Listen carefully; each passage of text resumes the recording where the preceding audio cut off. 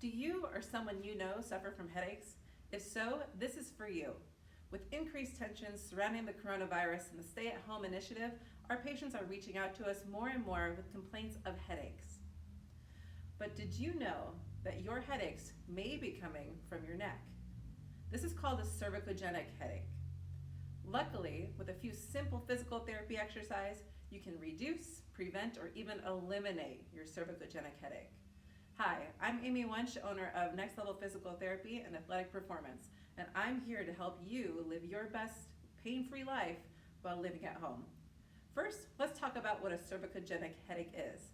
A cervicogenic headache occurs when the upper cervical spine or neck sends pain to the head via the nervous system. These headaches will typically start from the base of the skull and wrap around the side or top of the head and can land behind the eye. People also describe it as a tight band feeling around the head and pain in the temporal region. This pain is due to the greater occipital nerve as it originates at the upper cervical spine and travels along this area of the skull. But what caused your neck to send this signal to your head? Cervicogenic headaches can occur rapidly due to injury or over time due to postural dysfunction and strain, various degenerative conditions of the neck, or muscle imbalances like weakness and tightness. The workplace is typically a major culprit, specifically for jobs requiring heavy lifting and repetitive head, neck, and arm movements, like your essential UPS, FedEx, and Amazon delivery workers. This can also be seen more and more as we are getting back to some of those home projects like gardening and cleaning the garage. But the most common cause our patients have seen is from prolonged sitting postures. People who may have had a good desk setup at work are now making do with their home setups, laptops and desktops that might not be suited for their body. Friends are socializing over mediums like Zoom, Skype, and FaceTime. People are binge watching their favorite Netflix series for hours on end, and parents are hunched over textbooks trying to figure out how the heck they're going to teach their kids Common Core math. Now, it's important to set yourself up for success.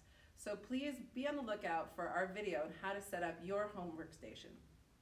In the meantime, let's go over what you can do right away at home to relieve some pain.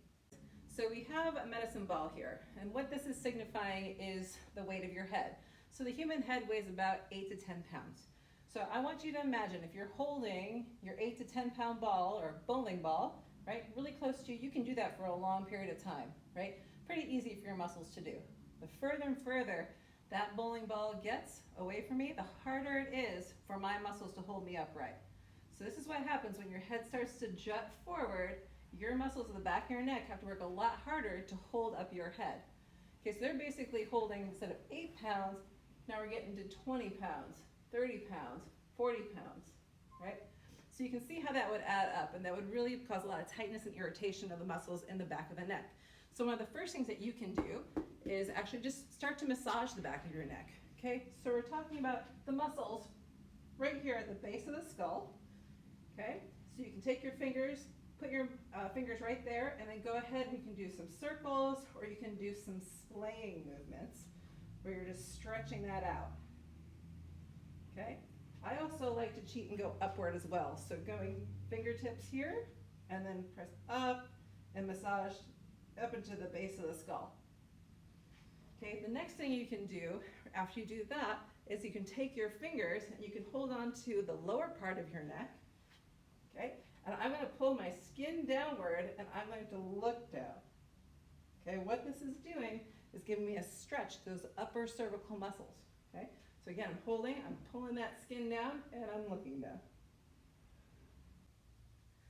All right, guys, now I know I showed you a way to loosen up those muscles with your fingertips, but a lot of times when you're really tight and painful, these muscles are also very tight, so it's hard to relax when you're massaging yourself. So one thing I really love to use are lacrosse balls, and we have a bunch here if you need any, but lacrosse balls are small round balls, a little harder than a tennis ball, and you can put them into a tube sock and tie off the end of the tube sock, so you would need 2. Okay, here I'm just going to show you so you can see better. This is called a peanut.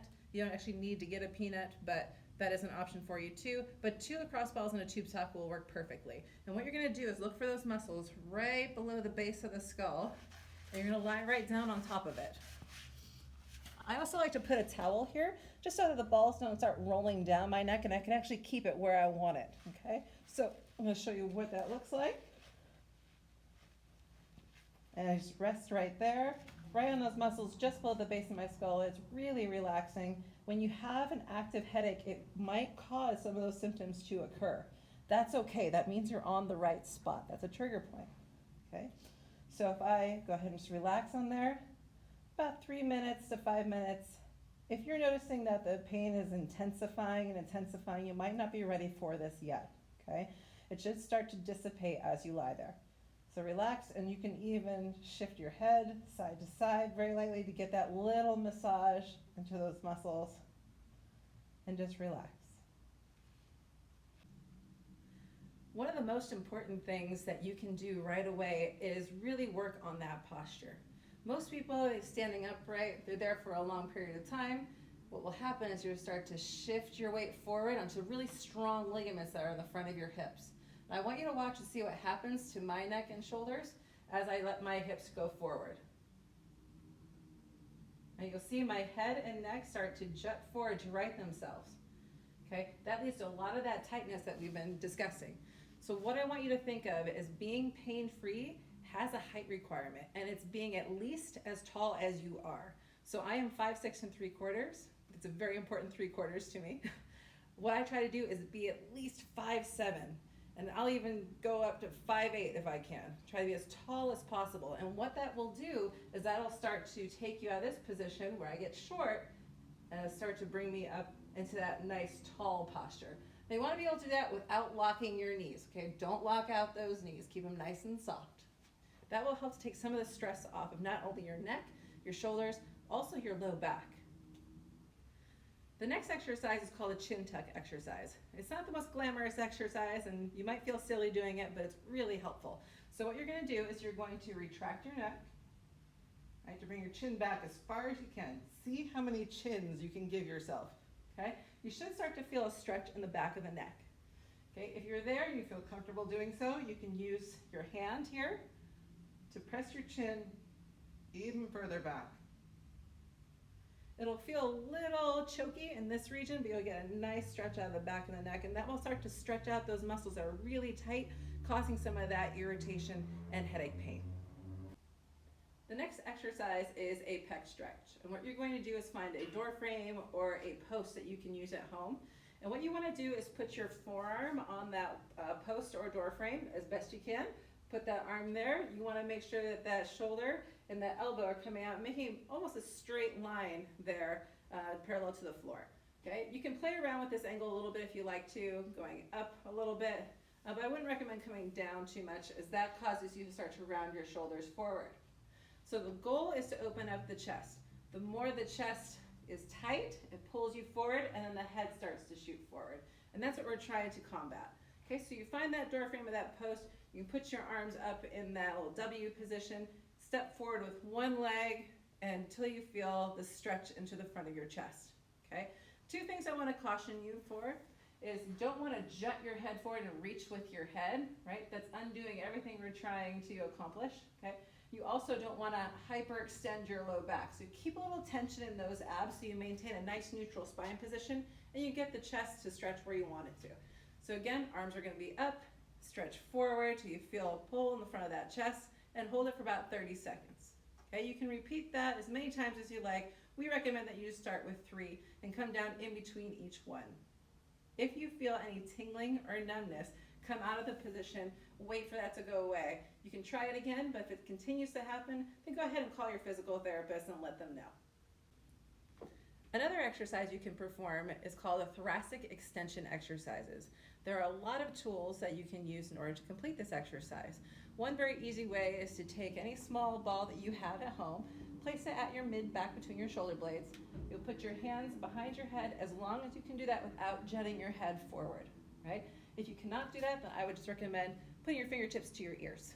Okay, so if I go to the side, what I'm going to do is tighten my abs, and I'm going to arch as best I can back and forth. Okay, going just like so. Again, remembering that I'm not jutting my head forward, I'm not looking back, right? Keeping that neutral neck, and all that movement's coming out of my mid. Another option for thoracic mobility is to use a foam roller. So if you have a foam roller or even a pool noodle, you can basically start right at the base of your shoulder blades. For females, that's right around bra line. You'll put your hands behind your head, again, as long as you can do that without jutting your head forward, okay? If not, you can be here, or you can even bring your arms across your chest, okay? Best case scenario, you end up with your elbows wide open. You're gonna keep your abs nice and tight. You have two options here. You can either keep your abs tight and stay on that one segment and arch back. Careful to maintain a neutral neck and make sure that motion comes from your mid-spine and not your low back, okay? You can hit that segment a few times, scoot down a little bit, hit the next segment up a few times, all the way up to the tops of your shoulder blades. Being careful not to go up into your neck, okay? The second option that you have there is, again, keep the abs tight, lift the hips a little bit, okay? Keep your abs, again, nice and snug, arch your mid-back, and roll between those shoulder blades. You might get a couple of pops and clicks. Okay, if you have any shooting pain, stop, this is not for you. Okay, it's a nice way to get your mid-spine nice and supple. The next exercise is called Snow Angels.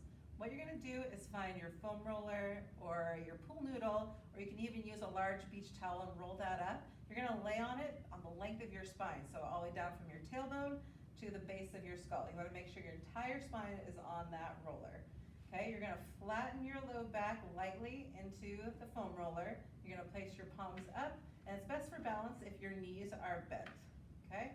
So you're gonna kick those palms up, you're gonna drag your arms across the floor all the way up and all the way back down without arching your low back. Okay, so keep a mild tension in those abs. The other thing you might notice is that you might get pain at a certain region. If you get pain, let's say I have pain right about here, I'm gonna go just shy of that pain and work the range of motion down a little bit lower, okay? That's absolutely fine to do.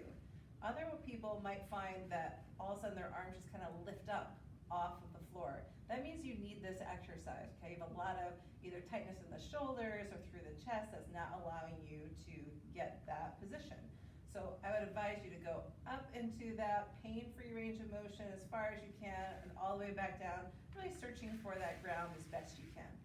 The goal is to do about 10 reps, but it feels real good, so you might do a few more. That is absolutely fine. Just take breaks. If you feel any tingling or numbness, go ahead and stop. One other thing you can do to help you to get good posture is to really activate those muscles between your shoulder blades. So we're talking about your mid-back. Okay, so what this looks like is starting from a tall posture, right? We don't want to go into our slouch posture. From a tall posture, we're just squeezing our shoulder blades back and together without the head jutting forward. Right, so notice I'm not reaching with my head. I'm not turtlenecking here, okay? Very important. Now notice I can still have bad posture and pull my shoulder blades back. This is not what we're going for, okay? Going for that nice tall posture like we talked about, nice long neck, and pull those shoulder blades back and together. From the back, what that looks like here, just squeeze your shoulder blades back and together. Okay, there are many ways to progress these exercises, but start with these few key exercises, and that should get you well on your way to becoming pain-free.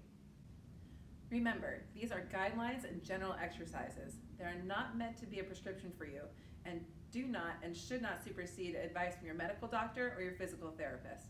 If you are unsure if you suffer from cervicogenic headaches, head pain that's coming from your neck, please seek the advice of your medical doctor or physical therapist.